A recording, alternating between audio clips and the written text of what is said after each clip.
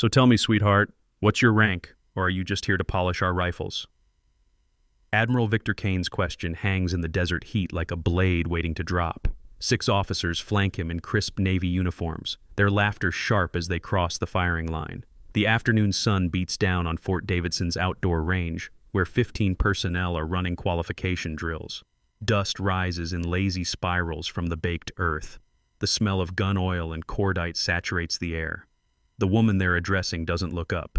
29 years old, uniform bearing no insignia or rank tabs, she sits cross-legged in the shade of the equipment shed. Her hands move with mechanical precision over a disassembled M110 sniper rifle, cloth moving in small circles across the bolt carrier group. Each movement is economical, practiced, the kind of muscle memory that doesn't come from a manual.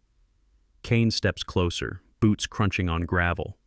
58 years old, chest heavy with ribbons, jaw set in the expression of a man used to being obeyed. His shadow falls across her workspace. She still doesn't look up, just keeps cleaning, cloth moving in the same steady rhythm. "I asked you a question, miss." Lieutenant Brooks moves up beside the Admiral. 32, lean and tanned, second in command, written in every cocky angle of his stance. He crosses his arms, lips curling into something that might be a smile if it held any warmth. "Maybe she doesn't speak English, sir. Probably just facilities maintenance. You know how it is. They let anyone on the range these days for cleanup duty." The other officers chuckle. One of them, a junior lieutenant with a fresh academy shine still clinging to his uniform, nudges his buddy. $10 says she can't even load that thing properly. 20 says she's never fired anything bigger than a 9mm. Behind the firing line, near the range control tower, an older man turns his head. Range Master Ellis, 62, spine still straight despite the years, face weathered like desert stone. He's been running this range for 15 years, seen every type of shooter the military produces. His eyes narrow slightly as he watches the scene unfold. Something about the way the woman holds the rifle components, the angle of her wrists, the breathing pattern, slow, controlled, 4 counts in, 4 counts held, 4 counts out. His jaw tightens. He's seen that pattern before, in very specific places, under very specific circumstances. Kane leans down, voice dropping to that particular tone senior officers use when they want to sound patient but are actually deeply annoyed. "Look at me when I'm talking to you, petty officer, or seaman, or whatever you are." The woman's hands still, for just a heartbeat. Then she sets down the bolt carrier, places the cleaning cloth beside it with the same careful precision. Her fingers are steady, no tremor, no hesitation. When she finally raises her head, her eyes are calm, gray-green, like storm water. They meet Kane's stare without flinching, without anger, without any readable emotion at all. "No rank to report, sir." Her voice is quiet, neutral, the kind of voice that doesn't rise to bait. "Just here to shoot." Brooks snorts. "Just here to shoot. You hear that, Admiral? She's just here to shoot." He turns to the others. "Hope she's got someone to hold her hand on the trigger. Recoil on these babies can be rough if you don't know what you're doing." "Maybe we should spot for her," another officer suggests, grinning. "Make sure she doesn't hurt herself, or embarrass the Corps. Either way." Ellis shifts his weight, hand moving unconsciously toward the radio at his belt. He doesn't key it, not yet, but his attention is locked on the woman now, the way she's breathing. 444. Combat breathing, box breathing.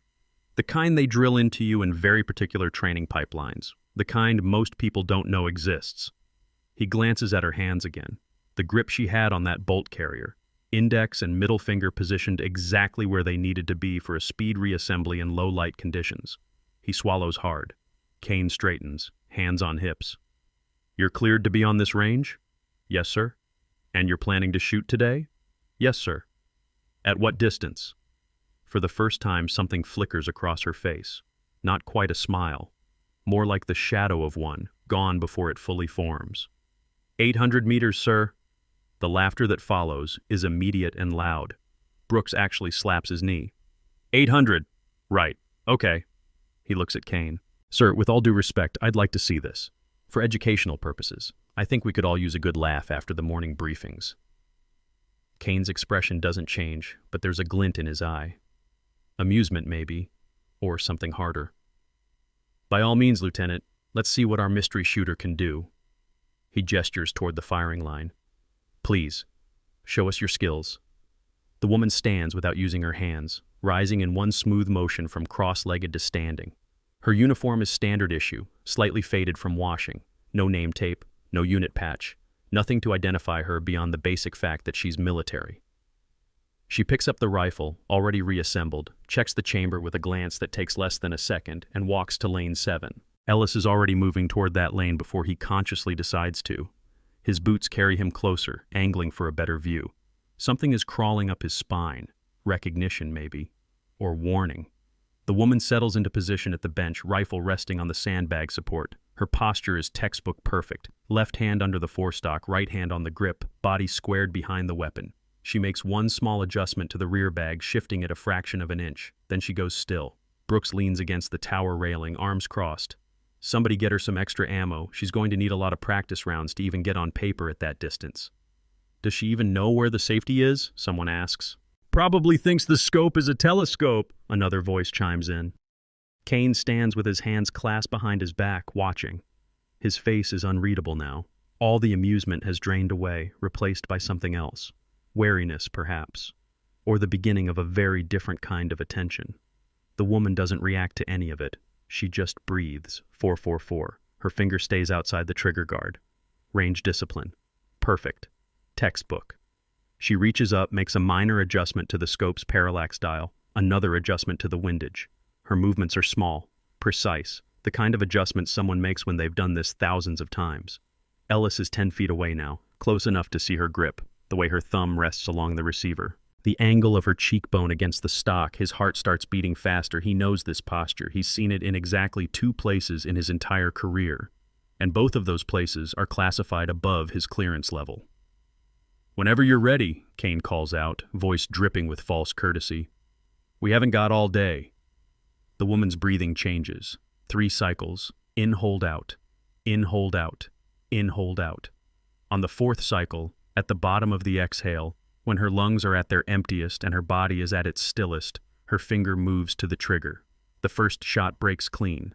The rifle barks once, recoil absorbed smoothly into her shoulder. She doesn't flinch, doesn't pull her head off the scope, just works the bolt, chambers the next round, settles, breathes, 2nd shot. Same rhythm. Bolt chamber, settle, breathe, fire. 3rd shot, 4th shot, 5th shot. Total elapsed time from 1st to 5th, 18 seconds. Ellis doesn't need to check the target monitor. He already knows. But he looks anyway, pulling the spotting scope to his eye and ranging downfield to the 800-meter mark. The target is a standard silhouette, black on white, with concentric scoring rings. In the exact center where the highest value zone sits, there are 5 holes. 5 perfect holes, clustered so tight they almost overlap. Bullseye, every single one. He lowers the scope slowly. His hands are shaking. Just slightly, but enough that he has to clench them to make it stop. Brooks has gone quiet. The other officers, too. They're staring at the monitor screen mounted on the tower, showing the automated camera feed of the target. The computer's scoring system is displaying the results in bright green numbers. 5 shots, 5 tens, perfect score, 800 meters, 18 seconds. Kane's jaw is tight. He steps closer to the screen as if proximity will change what he's seeing. Check the equipment, he says quietly. Make sure the rangefinder is calibrated correctly. Sir, it's calibrated every morning, Ellis replies, voice rough. That's protocol, it's accurate. Check it anyway. One of the junior officers jogs out to the 800-meter line, handheld laser rangefinder in hand. He takes 3 readings, then radios back. Distance confirmed, sir. 800 meters, plus or minus 0.5. Brooks is staring at the woman now. She's sitting back from the rifle, hands resting loose in her lap, face still neutral. Still calm, like she just did something completely ordinary. He clears his throat. Lucky shots. Wind must have been favorable. Or maybe the scope is just really high-end. What kind of glass are you running? She doesn't answer. Just looks at him with those stormwater eyes. I asked you a question, Brooks says, voice sharper now. Standard issue, Leopold, she says. Same as everyone else. No way. No way someone shoots like that with standard gear. Brooks looks at Kane. Sir, I'd like to inspect her rifle. Make sure there's no unauthorized modifications. Laser sights, stabilizers, anything that might give an unfair advantage. Kane nods once. Do it. Brooks moves toward lane 7, hand outstretched. The woman watches him come but doesn't move to stop him. He picks up the rifle, turns it over in his hands, checks the scope mounts, the trigger assembly, the barrel. His face grows progressively tighter as he finds nothing. Nothing except a well-maintained, completely standard-issue M110 with a Leopold Mark IV scope. No tricks, no modifications, just a rifle. He sets it down harder than necessary. Fine, so you can shoot. Doesn't mean anything. One good string doesn't make you a sniper. Could have been luck, wind, anything. Ellis steps forward before he can stop himself. Lieutenant, that wasn't luck. His voice carries across the range and several heads turn. That was... Rangemaster Ellis, stand down. Kane interrupts, voice flat. Thank you for your input. Ellis's mouth closes, but his eyes stay locked on the woman. She meets his gaze for just a moment. Something passes between them. Recognition, maybe. Or warning. Then she looks away, turning her attention back to the rifle. Kane walks slowly to lane 7, boot heels clicking on concrete. He stops beside the bench, arms still crossed, studying her like she's a puzzle he needs to solve. Where did you train? Various locations, sir. That's not an answer. It's the only answer I'm authorized to give, sir. Brooks makes a disgusted noise. You're not authorized. You don't have clearance. You're just some nobody who got lucky with a rifle. He leans in closer. Probably had someone teach you. Probably practiced this exact range, this exact setup so you could show off. I've seen it before. People memorizing one trick to impress the brass. The woman doesn't respond. Just starts breaking down the rifle again, hands moving through the disassembly sequence without needing to look. Muscle memory. Kane's eyes narrow. If you're really as good as that one string suggests, you'll have no problem demonstrating it again, under more rigorous conditions. She pauses, bolt carrier halfway out. What conditions, sir? Official qualification test. Tomorrow morning, 0800. Different range, different distance, time limit, the works. If you pass, you get certified. If you fail, you're off my range permanently. He leans down, voice dropping. And I'll make sure everyone knows you were just a one-hit wonder. Sir, with respect, I'm not trying to impress anyone. Then you won't mind proving it. Kane straightens. 0800. Bring your own gear. And if you're thinking about backing out, don't bother showing up at all. I don't have time for people who waste my resources. Brooks grins. This is going to be fun. I'll make sure to bring a camera. For the records, of course. The officers drift away, voices rising again in speculation and jokes. Ellis stays where he is, 20 feet back, watching. The woman finishes disassembling the rifle, lays each piece in its foam-lined case with care, and closes the lid. She stands, picks up the case, and turns to leave. As she passes Ellis, she slows. Just for a second. Her eyes flick to his face, and in that brief moment, he sees something that makes his blood run cold. Not anger, not fear, just a kind of tired patience, like someone who's been waiting a very long time for something inevitable to happen. Rangemaster, she says quietly. Just those 2 words. Then she's walking away, boots kicking up small clouds of dust. Ellis watches her go until she's out of sight. Then he pulls out his radio and switches to the encrypted command channel. His hand is shaking again. Control, this is Rangemaster Ellis. I need to flag something. Off record. The response crackles back. Go ahead, Ellis.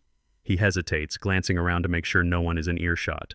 That shooter who just cleared 800 meters in under 20 seconds, 5 perfect 10s. I think... He stops, swallows. I think we need to run her prints, quietly. Because if she's who I think she is, we have a serious situation on our hands. Copy that. Send me her lane number and timestamp. We'll look into it. Ellis lowers the radio, staring at the empty lane 7. The sandbags still hold the impression of the rifle. The brass casings are still on the ground, gleaming in the late afternoon sun. 5 perfect shots, 18 seconds, 800 meters.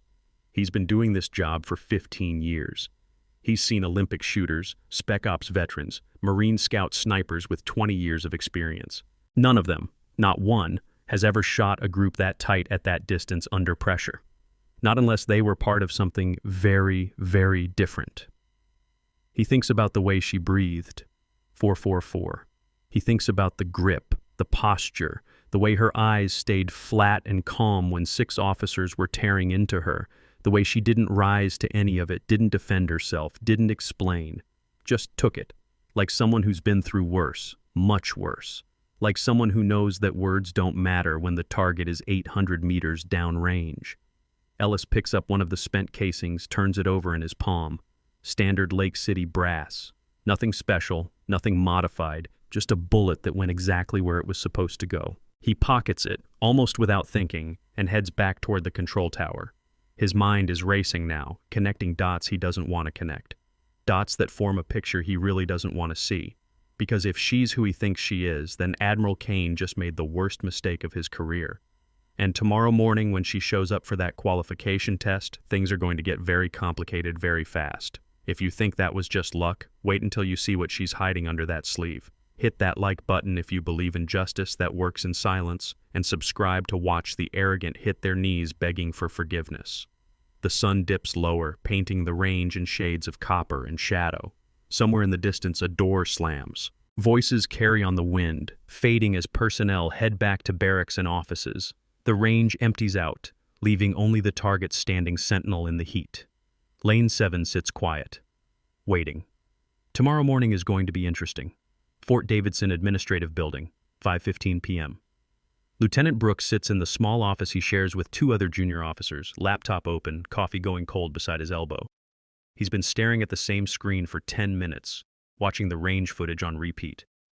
The woman, the rifle, 5 shots, 18 seconds, every single one dead center. The timestamp in the corner reads 15:47:22 to 15:47:40. 18 seconds, that don't make sense. He rewinds it again.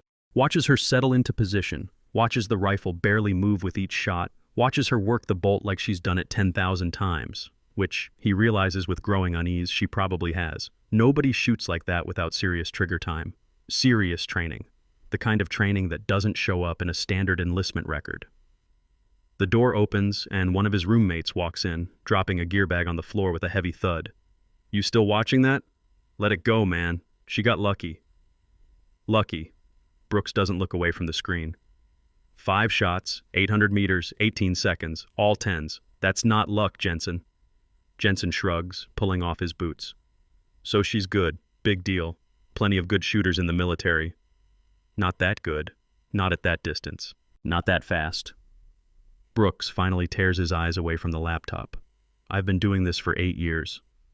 I qualified expert marksman 3 years running. My best time at 800 meters is 32 seconds for 5 shots, and I was happy with that. She did it in 18, and her group was tighter than mine ever was. So she's better than you. Happens. Get over it. But Brooks can't get over it, because there's something else bothering him, something he can't quite put his finger on. The way she moved, the way she breathed, the way she didn't react when Kane and the others were riding her. Like she'd heard worse. Like she'd survived worse. Like public humiliation was just background noise compared to wherever she'd been before. He closes the laptop, leans back in his chair. I'm going to check her gear tomorrow before the test, make sure everything's regulation. Dude, Kane already said. I know what Kane said, but I want to see it myself. Something's off. She's too good, too calm. It doesn't add up. Jensen gives him a long look. You know what your problem is? You can't stand that some random woman just rolled up and outshot you in front of the Admiral. That's what this is about. That's not. Brooks stops himself. Maybe Jensen's right. Maybe he is just bitter. But it doesn't change the facts. Nobody shoots like that without a story, without a history. And whatever her history is, she's keeping it locked down tight. No name tape, no rank, no unit patch. Just a uniform and a rifle and skills that don't match the blank slate she's presenting. He stands, grabs his jacket. I'm going to run her through the system, see what comes up. You don't even have her name. I've got her face. I've got the time and date she was on the range. That's enough. Brooks heads for the door, then pauses. And if I'm right, if she's hiding something, then tomorrow's test is going to get real interesting. Jensen just shakes his head, pulling out his phone. Whatever, man. Let me know when you find out she's just a really talented enlisted with a chip on her shoulder. I'll laugh at you then. Brooks leaves without responding. The hallway is empty, fluorescent lights humming overhead. He takes the stairs 2 at a time, heading down to the ground floor where the admin offices are. Personnel records, security clearances, service histories. Everything's digitized now, stored in databases that cross-reference with every branch of the military. If she's legit, she'll be in there. And if she's not, well, that's a different problem entirely. He swipes his ID card at the door to the personnel office. It's after hours, but his clearance gets him in. The room is dark except for the glow of a single monitor left on standby. He sits down at the nearest terminal, logs in with his credentials, and pulls up the range access logs from today. Scrolls through until he finds lane 7, timestamp 1545 to 16 Angua. The entry is there, but the name field is blank. Just a notation. Walk-on, cleared by Range Master Ellis. Brooks frowns. Walk-ons are supposed to show ID. That's protocol. How did she get on the range without logging a name? He switches to the security camera feeds, finds the angle covering the sign-in desk at the range entrance, rewinds to 1530. There. She's walking up to the desk, handing something to the clerk. The clerk looks at it, types something into the computer, then waves her through. The whole interaction takes less than 30 seconds. He zooms in on her hand. She's holding some kind of card, but the resolution isn't good enough to make out details. Could be a standard military ID. Could be something else. The clerk's screen is angled away from the camera, so there's no way to see what was entered into the system. Dead end. Brooks sits back, frustrated. He's missing something. Some piece of information that would explain who she is and why she's here. He thinks about the way Rangemaster Ellis reacted. The way the old man went quiet after seeing her shoot. The way he called something in on the encrypted channel. Brooks saw him do it, saw the way Ellis moved away from everyone else before keying his radio, like he didn't want anyone overhearing. Ellis knows something. Brooks is sure of it. And tomorrow, before that test starts, he's going to find out what. Rangemaster's office. 5:45 p.m. Ellis sits at his desk, hands folded, staring at the phone. It rang 20 minutes ago. The conversation lasted less than 5 minutes. 5 minutes that changed everything. The voice on the other end had been calm, professional, the kind of voice that doesn't waste words. Rangemaster Ellis, this is Colonel Vance, G2. We've processed the inquiry you sent up this afternoon. The individual in question is cleared to be on your range. Beyond that, I can't tell you anything else. Do you understand? Sir, I need to know. You need to know that she's cleared. That's all. Do not run her prints. Do not flag her access. Do not discuss this conversation with anyone outside of secure channels. Are we clear, Rangemaster? Ellis had swallowed hard. Yes, sir, clear. Good. And Ellis? If she shoots tomorrow, let her shoot. Don't interfere. That's an order. The line had gone dead before Ellis could respond. Now he sits in the quiet of his office trying to process it. G2. Intelligence. They don't get involved in range operations. They don't call down to installations like Fort Davidson unless something significant is happening. Something that crosses into the world of need to know and above your clearance level. He's been in the military long enough to recognize the signs. The careful non-answers. The orders disguised as suggestions. The implication that asking more questions would be career-limiting. She's not just some talented shooter, she's something else. Something protected. Something that makes full-bird colonels call down from intelligence shops to tell range masters to stand down and shut up. Ellis opens his desk drawer, pulls out the spent casing he pocketed earlier, turns it over in his fingers. Standard brass, but the way she shot it, the precision, the speed, that's not standard. That's something else entirely. He thinks about the tattoo he almost saw. When she was reassembling the rifle, her sleeve rode up just slightly, just enough for him to catch a glimpse of ink on her forearm. Dark lines, geometric. He didn't get a good look, but it was there. And if he's right about who she is, that tattoo is going to tell a very specific story. Tomorrow morning, when she shows up for the qualification test, things are going to get complicated because Admiral Kane doesn't know what he's walking into. And Brooks, with his bruised ego and his need to prove something, is going to push. Push hard. And when you push someone like her, someone with that kind of training, that kind of history, you don't get the reaction you expect. You get something much worse. Ellis sets the casing down, picks up his phone, and scrolls through his contacts. Finds a name he hasn't called in 3 years. Master Sergeant Lin, retired, living about 40 minutes away in Mesa. Lin was JSOC, spent 20 years in places that don't appear on maps, doing things that don't appear in after-action reports.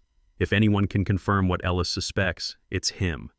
He hits dial. The phone rings twice before a gravelly voice answers.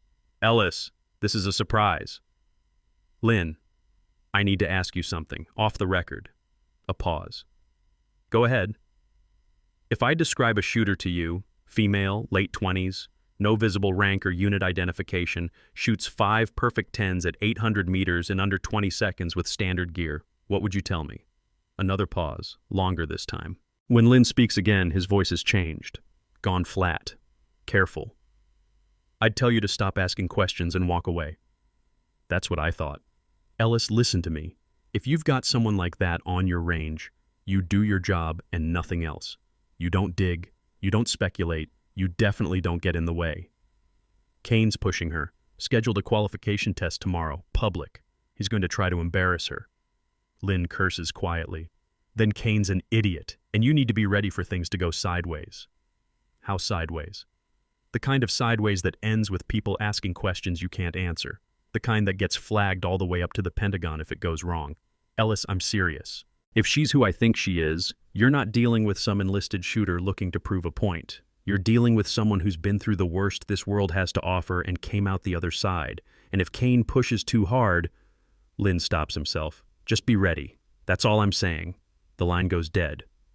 Ellis sets the phone down slowly. His hands are shaking again. He looks at the casing one more time, then drops it back in the drawer and locks it. Tomorrow morning, 0800 hours, lane 3. Qualification test. Different range, different conditions. All the pressure Kane can bring to bear. And somewhere out there, the woman with no name and stormwater eyes is preparing. Not worried, not nervous, just preparing. Because whatever Kane thinks is going to happen tomorrow, he's wrong. Dead wrong. Ellis stands, turns off the desk lamp, and heads for the door. As he walks out into the cooling evening air, he says a quiet prayer. Not for the woman. She doesn't need it. For Kane. Because tomorrow morning, the Admiral is going to learn a very hard lesson about assumptions. And that lesson is going to come at 800 meters, delivered in under 20 seconds. Temporary quarters, Building 12, 2200 hours. The room is small, cinder block walls painted institutional beige, single bed, metal locker, desk and chair bolted to the floor. Standard temporary billeting for transient personnel. No personal items visible except for a single duffel bag on the floor beside the bed. The woman sits at the desk, laptop open, screen casting blue-white light across her face. She's not looking at the screen. She's looking at her hands, at the faint scar tissue on her knuckles, barely visible in the dim light, at the calluses on her fingertips from years of trigger time, at the line on her left ring finger where a piece of shrapnel once embedded itself deep enough to require field surgery. Each mark tells a story. Each scar is a chapter in a book most people will never read. Her sleeve is rolled up now. No reason to hide it when she's alone. The tattoo runs from mid-forearm to just below the elbow. Scope reticle, crosshairs. Number 847 in clean, precise digits. Below that, smaller text, Death Angel, and dates, 2018-2021. The ink is military grade, done by someone who knew what they were doing. It's not decorative, it's documentary, a record, evidence. She traces the outline with one finger, feeling the slight raised texture where the ink sits under the skin. 847. Not all of them were bad people, some were just unlucky. Wrong place, wrong time, wrong side of someone else's war. But they all had one thing in common. They were targets. Designated. Confirmed. Eliminated. She did her job. Every single time. The laptop chimes softly. New email. She glances at the screen. No sender name, just an encrypted address that resolves to a string of alphanumerics. She opens it, enters the decryption key from memory, and reads. Situation developing as expected. Kane took the bait. Test scheduled for 0800. Brooks is digging. Ellis knows more than he's saying. Proceed to Phase 2. Reveal only when forced. Package delivery confirmed for 2330 hours. Good luck, Captain. She closes the email, runs a 3-pass wipe on the message, and shuts the laptop. Captain. It's been a long time since anyone called her that to her face. 3 years, to be exact. 3 years since the bombing in Kabul. Since the explosion that was supposed to kill her. Since the 8 months in that basement room, zip-tied to a chair, answering the same questions over and over, while men with blank faces did things she still dreams about when sleep won't come. They thought they broke her. They were wrong. You can't break someone who's already decided they're dead. You can hurt them. You can make them scream. But you can't take away the core of who they are if they've already let go of everything else. She survived by being empty, by being nothing, by waiting. And then, when they finally got careless, when they left her alone for just 15 minutes because they thought she was too damaged to move, she killed 3 of them with a piece of rebar and walked out. Walked 12 miles through Taliban territory in the dark, barefoot, bleeding from a dozen places, and made it to a checkpoint manned by Pakistani border guards who almost shot her on sight. The SEALs who extracted her didn't ask questions. They just loaded her onto the helo, wrapped her in a shock blanket, and flew her out. The debrief came later, the medical treatment, the psych evals. The decision, made somewhere far above her pay grade, that Captain Vera Cross was too compromised to return to active duty, that her identity was burned, that for everyone's safety, including hers, she needed to disappear. So they disappeared her. New name, new records, new life. She became a ghost in truth, not just in call sign. And for 3 years she lived quietly, worked odd jobs, stayed off the grid, tried to figure out who she was when she wasn't Death Angel anymore. But then the intel came through. The same network that killed her father, the same people who tortured her. They were still operating, still embedded in the military infrastructure, still selling information, sabotaging operations, getting good people killed for profit. And one of their next targets was Admiral Victor Kane, not because he was dirty, because he was about to testify before a closed congressional hearing about procurement fraud and intelligence leaks, because he knew too much. Because 8 years ago, he and Brigadier General David Cross had been partners in an investigation that almost exposed the whole network. An investigation that ended when David Cross died in a car bombing outside his home in Virginia. Vera was 13 years old when it happened. She watched the news footage of the burning wreckage, watched them carry her father out in pieces, watched her mother collapse at the funeral, watched the investigation get quietly shelved as mechanical failure despite all the evidence pointing the other way. She learned early that the system doesn't always protect you. Sometimes it protects the people hurting you. And sometimes, if you want justice, you have to become something the system can't ignore. So, she joined the military at 18, enlisted, worked her way through the ranks, proved herself over and over until they noticed, until JSOC came calling, until she went to the places where the real war happens, away from cameras and oversight. And every confirmed kill she made, every target she eliminated, she checked against the list of names connected to her father's death, 23 of them, scattered across her 847. 23 people who thought they were safe, who thought they'd gotten away with it. They were wrong. But the network is bigger than 23 people. It's bigger than she realized. And now it's coming for Kane, which means it's time to stop hiding. Time to use the one thing they don't know, that she's still alive, that Death Angel didn't die in Kabul, that she's here, watching, waiting for them to make a mistake. And tomorrow morning, when Kane tries to humiliate her in front of witnesses, when Brooks tries to catch her in some imagined fraud, when they push and prod and try to make her break, that's when they'll see. That's when the tattoo comes out. That's when the truth stops being hideable. Not because she wants recognition. Recognition is dangerous, but because Kane needs to know he's a target. Because Brooks needs to understand he's being used. Because the only way to stop what's coming is to flip the board and force everyone to see what's really happening. A knock at the door. 3 raps. Pause. 2 more. The delivery. Vera stands, crosses to the door, opens it a crack.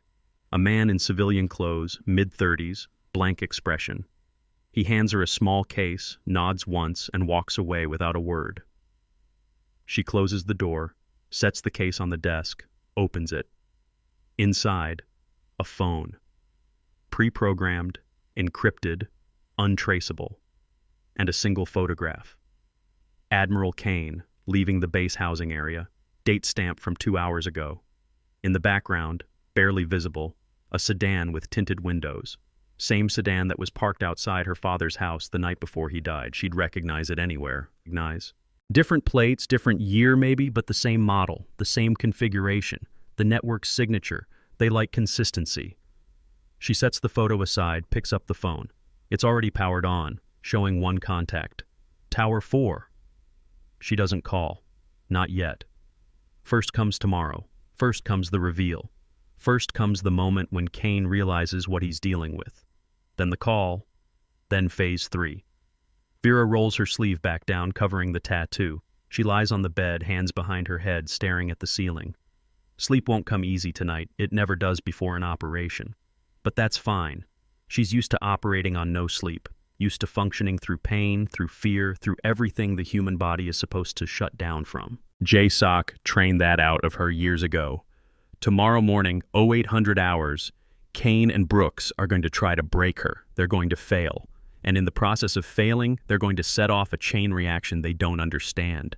A chain reaction that ends with the network exposed, the guilty punished, and justice, real justice, not the sanitized version, finally delivered. 847 confirmed kills, 23 of them for her father, the rest for her country, for her unit, for the mission. Tomorrow's not about adding to that count. Tomorrow's about making sure number 848 never happens. Making sure Kane lives long enough to testify. Making sure the people who killed David Cross don't get to kill anyone else. She closes her eyes. Breathes. 444. The rhythm that's kept her alive through firefights and interrogations and 3 years of hiding. The rhythm that will carry her through tomorrow. Through whatever comes after. Because she's not just a shooter. She's not just a soldier. She's a promise made in blood and kept in silence. A promise that the guilty will answer. That the dead will be avenged. That the system, for all its flaws, can still be forced to do the right thing. If you're willing to pay the price. And Vera Cross has been paying that price for 16 years. Since the day her father died. Since the day she decided that some debts can only be settled one way. With patience. With precision. With the kind of cold, methodical determination that doesn't stop until the target is down and the mission is complete. Tomorrow morning, the mission continues. And Admiral Kane, whether he knows it or not, is about to become an asset. A protected asset. The kind that lives because someone else decided they were worth dying for. She hopes he's worth it. She really does. Because if this goes wrong, if the network figures out what she's doing before she can finish, then all of this, all 16 years, all 847 lives will have been for nothing. But it won't go wrong. She won't let it. Death Angel doesn't miss. Not at 800 meters. Not at 800 yards. Not ever. The ceiling fan turns slowly overhead, blades cutting through the still air. Outside, footsteps pass in the hallway. Someone laughs. Someone else shouts something inaudible. Normal sounds. Normal life. The kind of life she used to have before she became this. Before the tattoo. Before the list. Before everything. Maybe, when this is over, she can have that again. Maybe she can be Vera Cross, daughter and soldier, instead of Death Angel, ghost and weapon. Maybe there's a version of her future that doesn't end in a dark room with zip ties and blank-faced men asking questions she'll never answer. Maybe. But first, tomorrow. First, the test. First, the reveal. First, the moment when Admiral Victor Kane looks at her arm and realizes he's not dealing with some random enlisted shooter. He's dealing with the woman who saved his life 5 years ago in a valley in Afghanistan, the woman who's been dead for 3 years, the woman who's about to tell him he's next on the list unless she stops it, and she will stop it, no matter what it takes, no matter who has to fall. The mission is all that matters. The mission is all she has left. Vera opens her eyes one last time, glances at the photograph on the desk. Kane, the sedan, the network closing in. She commits it to memory, then picks up the photo and tears it into small pieces, flushing them down the toilet in the small attached bathroom. Evidence destroyed, trail cleaned, everything exactly as it should be. Tomorrow, 0800 hours, Fort Davidson qualification range, lane 3, different setup, different conditions. Same outcome, because the only thing that changes is the distance. The principles stay the same. Breathe, settle, fire, repeat, until the target is down, until the mission is complete, until justice, finally, is served. She lies back down. This time, sleep comes. Not easy, not peaceful, but it comes. And with it, dreams. Not of the basement room, not of the interrogation, but of her father, standing in their old kitchen, making breakfast, smiling, alive, the way he was before the bomb, before the network, before everything went wrong. In the dream, he looks at her and says, "I'm proud of you, Vera. Finish it." And she will. Starting tomorrow, starting at 0800 hours, starting with 5 perfect shots and 1 very surprised admiral. The fan turns, the night deepens, and Death Angel sleeps, dreaming of justice. The morning air carries the coolness of desert night. The qualification range sits isolated on the far side of Fort Davidson, designed for formal testing under observation. Concrete firing positions, standardized target arrays, camera systems covering every angle. Nothing left to chance. Admiral Kane arrives early with 4 officers, including Brooks. They set up observation positions with clear sight lines to Lane 3. Brooks carries a thick clipboard, range regulations, equipment specifications, scoring criteria. He's been preparing since 0500, ensuring every detail gets documented, making certain when she fails, it's recorded from every angle. Range Master Ellis stands near the control booth, face unreadable. He hasn't slept, spent the night reviewing protocols, running scenarios, trying to manage what's coming. Colonel Vance's orders were clear: don't interfere. But Ellis knows when something is about to go wrong, and every instinct screams this morning will be one of those times. By 0758, a crowd gathers. Word spread overnight. The mystery shooter who embarrassed the Admiral. People want to see her fail, want confirmation that yesterday was luck, that the natural order, where skill matches rank, still holds. Brooks checks his watch. 2 minutes. Think she'll show? Kane doesn't answer, staring at the entrance. Something about yesterday keeps nagging him. The breathing pattern, the absolute lack of reaction to pressure. He's seen that before, in very specific people. In places where call signs replace names and missions stay classified for 50 years. At exactly 0800, she walks through the gate. Same uniform, no insignia, rifle case in one hand. She moves through the crowd like they're invisible, eyes fixed on Lane 3. No hesitation, just steady forward motion. Brooks steps into her path. I need to inspect your equipment before you shoot. She stops, looks at him, doesn't speak. Regulations. Any shooter using personal weapons must submit to pre-qualification inspection. Open the case. She sets it down, flips the latches. Brooks kneels, examining components. Stock, receiver, barrel, scope. He checks serial numbers, examines mounts, measures trigger pull. Everything passes. His frustration mounts with each regulation-compliant item. Finally, he closes the case. Fine. You're cleared. He stands. But understand this. You're shooting at 1,000 meters today, not 800. Different wind, different elevation, different everything. 3 attempts, 5 shots each. Minimum score 45 out of 50 to pass. And this time, we've got cameras on every angle. She picks up the case, walks to Lane 3, sets up without a word. The crowd presses closer. Someone jokes about needing binoculars to see her miss. The atmosphere turns carnival-like. The range safety officer calls procedures. Shooter, you have 10 minutes to prepare. 3 attempts, 5 shots per attempt. Minimum score 45 to qualify. Range is hot. You may begin when ready. Vera settles into position, checks the scope, makes adjustments. Methodical, unhurried. The rifle settles onto the rest. Breathing begins. 444. Brooks leans toward Kane. Watch. First shot will be off.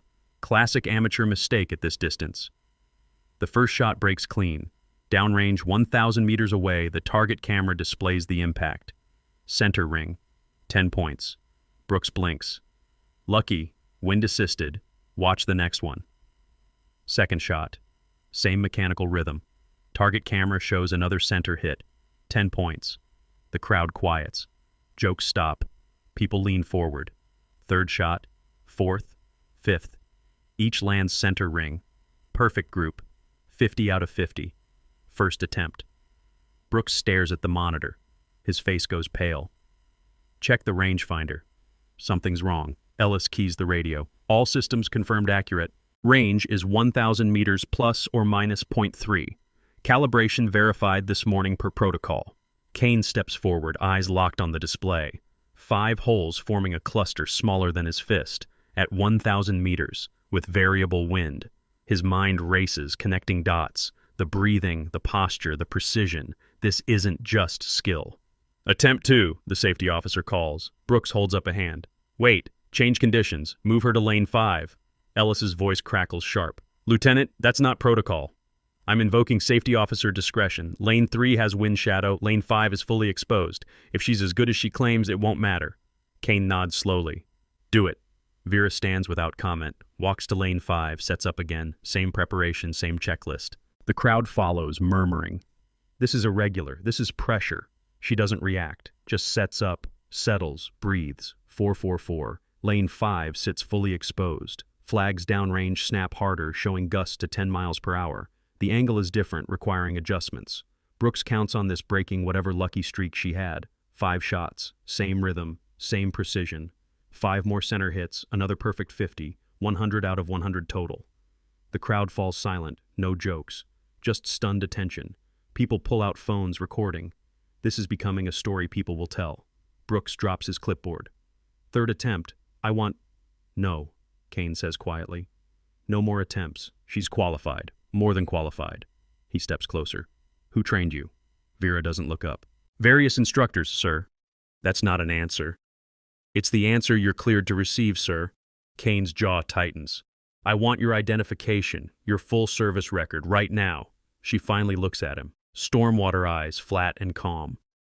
I don't think you do, sir. Not here. Not in front of everyone. That wasn't a request. Brooks moves closer.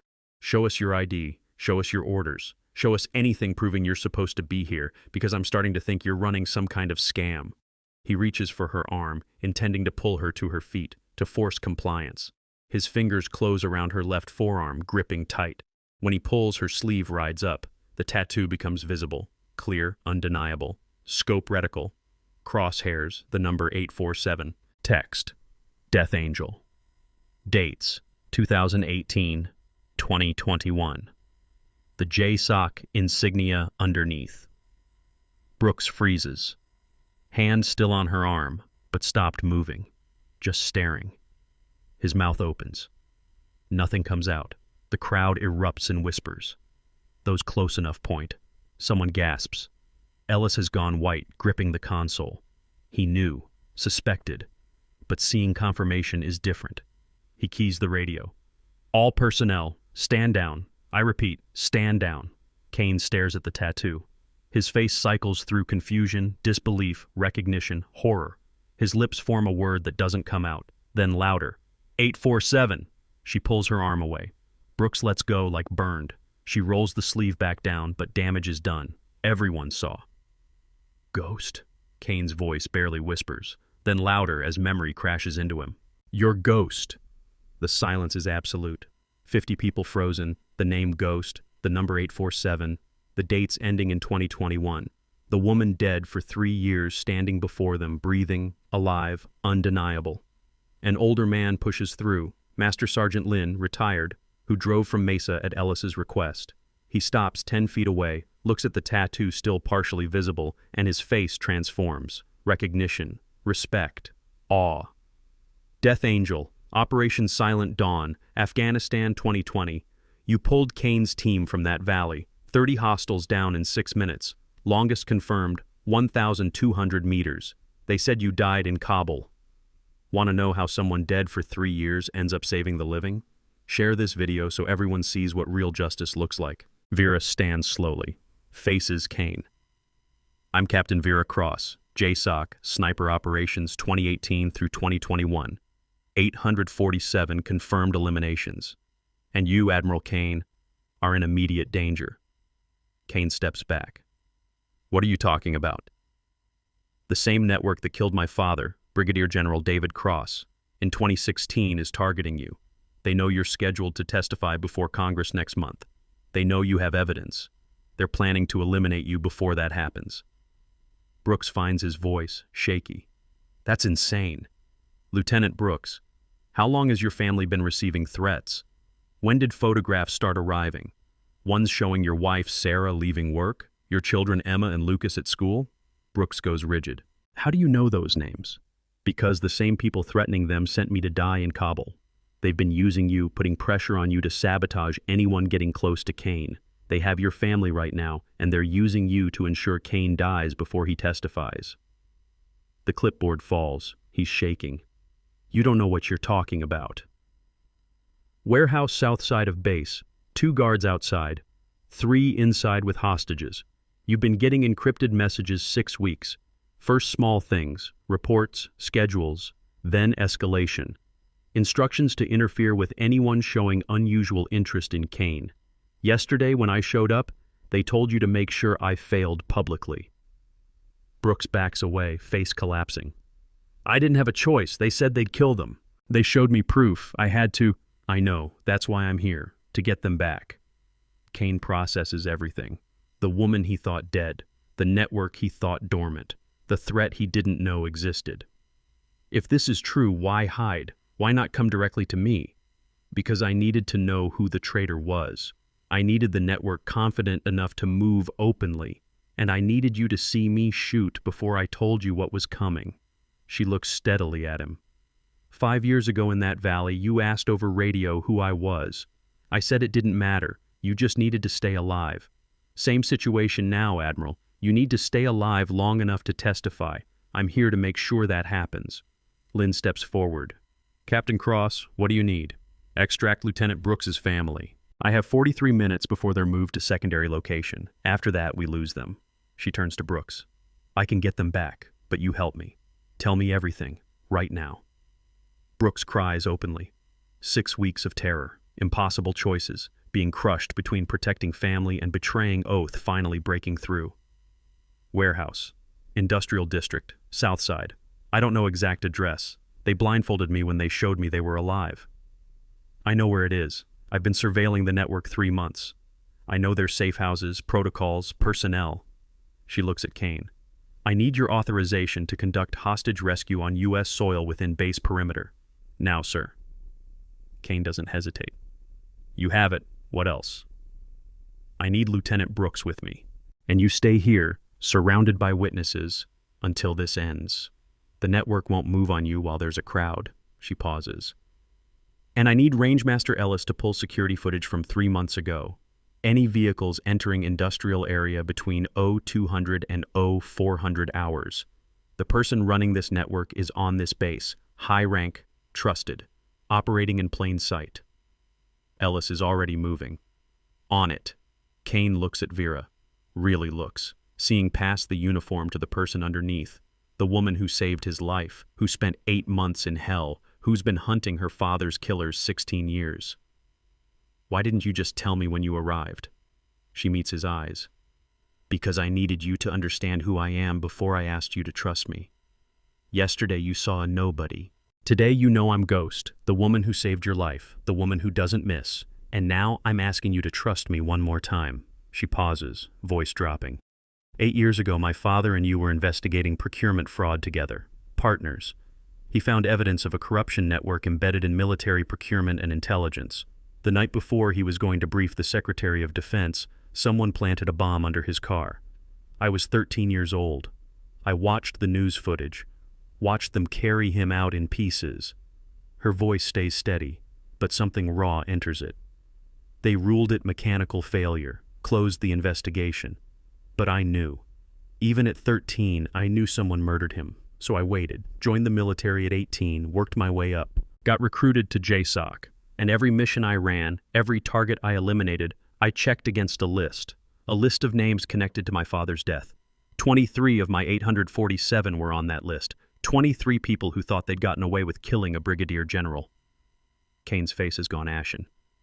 David Cross was my friend, my partner. When he died, He stops. I knew it wasn't mechanical failure, but I had no proof, and I was scared. I had a wife, kids, so I stayed quiet, told myself there was nothing I could do. I know, Vera says quietly. That's why I'm here now, not for revenge, not for recognition, but because the same network that killed my father is coming for you, and this time I have the skill, the training, and the evidence to stop them. But I need you alive to testify. I need Brooks to choose redemption over fear, and I need 42 minutes to pull off a hostage rescue that saves 3 innocent people and breaks this network open. Brooks wipes his face. If you're lying, then your family dies and Kane dies and the network wins. But I'm not lying, Lieutenant. I'm giving you one chance to fix this, to be on the right side when it matters, to save your family and help me finish what my father started. She picks up her rifle case. Are you coming or not? Brooks looks at Kane. The Admiral nods once. Go. Bring them home. And Brooks, you made impossible choices under impossible pressure. But now you get a chance to make it right. Take it. Brooks straightens slightly. Brooks. Yes, sir. The crowd parts as Vera and Brooks move through. Lynn falls in behind them. 3 other veterans who recognize what's happening follow. By the time they reach the parking area, it's a 6-person element. They load into 2 vehicles. Vera drives the lead, Brooks beside her. As they pull out, heading south toward Industrial District, the sun breaks over the eastern horizon. Golden light floods the desert. 41 minutes until hostages move. Industrial Warehouse, South Perimeter, 0852. The warehouse sits isolated, surrounded by chain-link fence.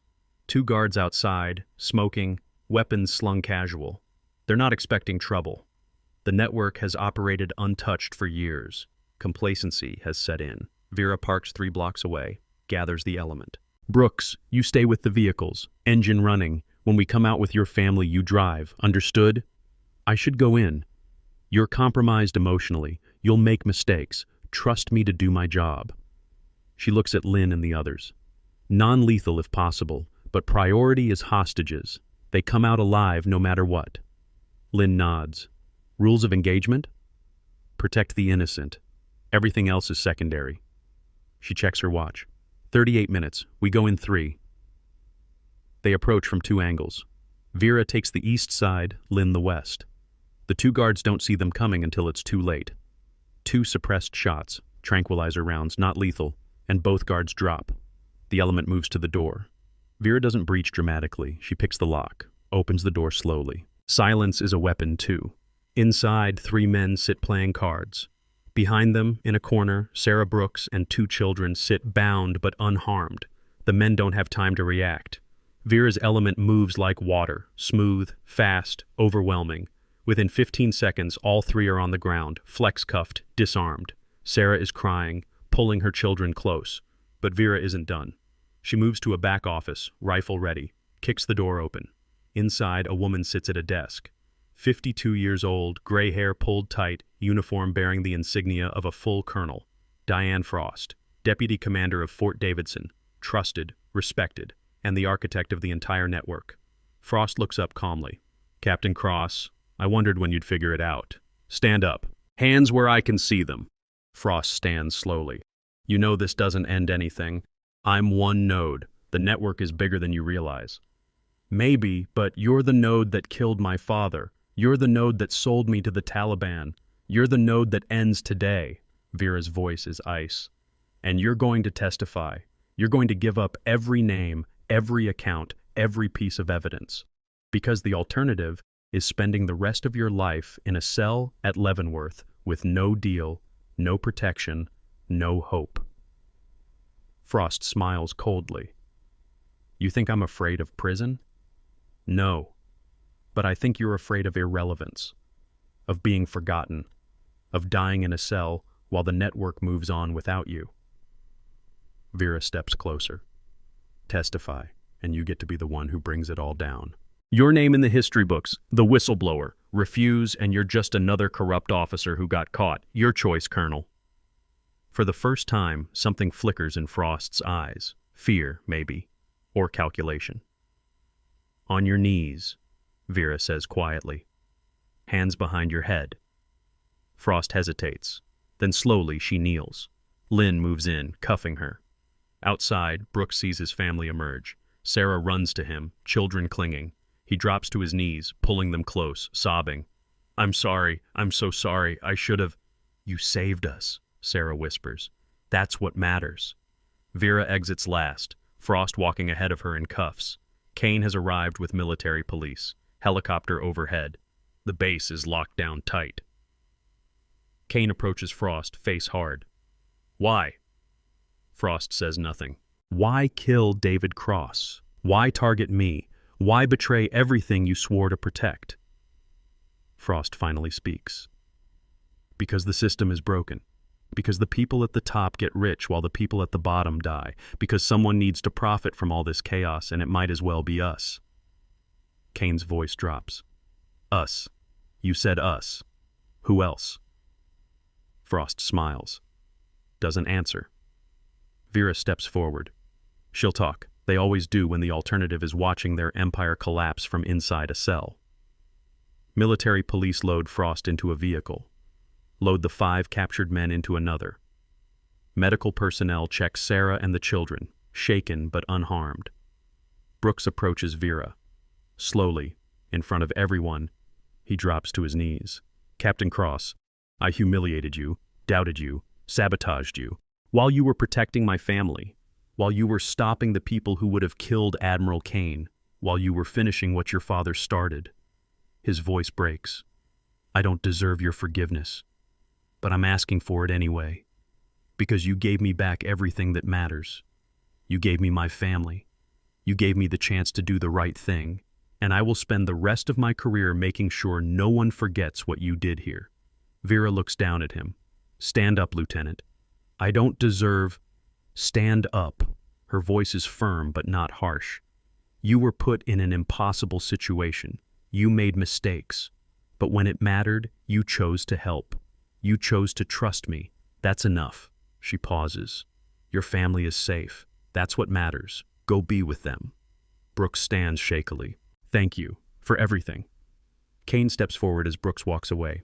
For a long moment, he just looks at Vera. Then slowly, deliberately, he comes to attention, salutes. Captain Cross, on behalf of the United States Navy, on behalf of every person you've protected and saved, on behalf of your father who would be proud beyond measure, thank you.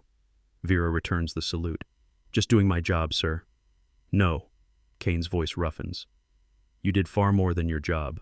You carried a burden no one should carry. You hunted killers while being hunted yourself. You sacrificed everything. Your identity, your peace, your chance at a normal life, to finish what David and I started 8 years ago. He drops the salute. And I'm sorry. Sorry I didn't have the courage to keep going when David died. Sorry I stayed silent while you fought alone. Sorry it took you coming back from the dead to make me remember what honor actually means. You're testifying now, Vera says quietly. That takes courage. Only because you gave me the chance. Only because you saved my life twice. Once in Afghanistan, once here. Kane pauses. What happens now? Now the evidence goes to Congress. Frost's network unravels. 12 officers under investigation by this evening, 20 more by week's end. The procurement fraud, the intelligence leaks, all of it comes into the light. Vera glances at the sunrise. My father's death finally means something. The system he believed in finally works. And you? What happens to Captain Vera Cross? I testify, then I disappear again. Ghost was always meant to be temporary. You've earned a Medal of Honor, a promotion, recognition. I don't want recognition, sir. I want my father's killers in prison. I want the network broken. I want you alive to testify. Mission accomplished. She starts to turn away. Vera, Kane's voice stops her. Your father told me something the night before he died. He said, if anything happens to me, tell Vera she doesn't have to be a soldier. Tell her she can just be my daughter. Tell her that's enough. Vera's eyes close briefly. When she opens them, they're wet. Thank you for that, sir. Will you consider staying? The military needs people like you, people who can't be bought or scared or broken. The military has people like me. They just need leaders like you to protect them. She offers a faint smile. 847 confirmed kills. I think I've done my share. Time to let someone else carry the rifle. Kane nods slowly, extends his hand. She shakes it. As military police finish processing the scene, as medical personnel tend to the Brooks family, as the sun climbs higher and the base begins to fully wake, Vera walks to her vehicle. Lynn approaches. What's next, Captain? She looks at him. You tell me, Master Sergeant. You've been retired 3 years. You miss it? Lynn laughs softly. Every single day. Then maybe it's time we both found something new to do. Something that doesn't involve people shooting at us. Sounds boring. Sounds perfect. They stand in comfortable silence, watching the activity. 2 veterans. 2 people who've seen too much and given too much. 2 people, finally, maybe, getting the chance to rest. 3 months later. Congressional testimony concludes. Frost receives 35 years. 4 other colonels receive 20 to 30 years each. 12 more officers face court-martial. The network is shattered. Brooks returns to duty, cleared of all charges due to duress. His family is safe. He starts an informal mentoring program for junior officers facing ethical dilemmas. Kane testifies for 6 hours, delivering evidence that reforms procurement oversight across all branches. He retires with full honors 6 months later. Establishes a scholarship fund in Brigadier General David Cross's name. Vera Cross officially retires from military service. Declines Medal of Honor. Give it to someone still fighting, but accepts promotion to major in recognition of 16 years of service. She buys a small house in New Mexico. Quiet, isolated. The kind of place where neighbors don't ask questions. But on her desk, partially opened, sits an envelope, unmarked, hand-delivered 3 days ago. Inside, a single photograph, a military base she doesn't recognize, a circled figure in the background, and a note. Tower 4 sends regards. One name remains. She stares at the photo for a long time, then places it in a drawer. Not forgotten, just deferred, because justice isn't loud, it's patient. And Vera Cross has been patient for 16 years. She can be patient a little longer. The rifle case sits in her closet, cleaned, maintained, ready, just in case, because Death Angel may have retired. But some promises don't expire, some debts never close, and some missions never truly end. They just wait, quiet, watching. Until the moment comes when silence breaks and the final shot is fired and justice, at last, is complete. She closes the drawer, makes coffee, steps onto her porch to watch the sunrise over the desert. For now, she's just Vera, daughter, veteran, survivor. But if Tower 4 calls again, if that one remaining name steps into the light, if the mission demands one more confirmed kill to truly finish what her father started 16 years ago, well, Death Angel doesn't miss, not at 1,000 meters. Every soldier carries a story that few ever hear. Listen with your heart. Thank you for staying and watching. Subscribe to MVB Story for more.